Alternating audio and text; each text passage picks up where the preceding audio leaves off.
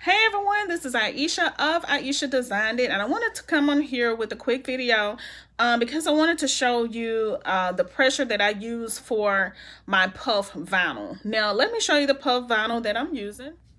All right, so this is the vinyl that I'm using. It's Yamation 3D Puff HTV Heat Transfer Vinyl. I got the one with 30 sheets, and it comes in all these colors. All right, so let me talk to you a little bit about my heat press. And I have a Better Sub heat press, and I'm going to be showing you the way that how I press and the different settings that I use, just in case you're having questions about it and you have.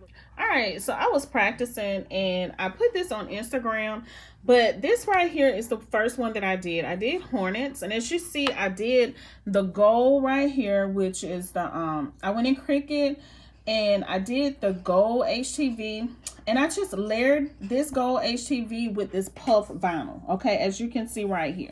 All right, so what I did, I just went over here and just wrote the temperature that I used. I used 302 degrees and I also wrote it here. So I used 302 degrees for 20 seconds, and I used firm pressure, okay? Now that is this one here, as you can see.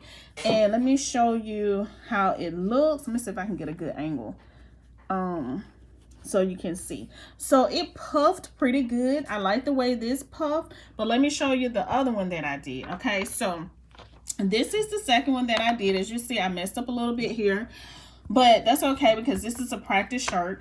And so I pressed this one here at 310. As you can see right here, I just wrote it right there. So I pressed this one at 310 for 15 seconds on medium pressure. Okay, so you can kind of see the difference. As you can see, this one puffed up a little bit more than the first one, okay? So I am loving this one, okay? This is really nice. All right, so let me show you the other one that I did. All right, so this is the third one that I did right here. And as you see, I made a mistake again, but I'm just, like I said, practicing with the ones that I messed up on. But this is Hornets. And I just want to show you, I used 315 degrees for this one for 15 seconds. And I did firm pressure with this one. But just look at this, y'all. Look how it puffed up. So when it puffed up, it did a different, like, it's a different texture to this one.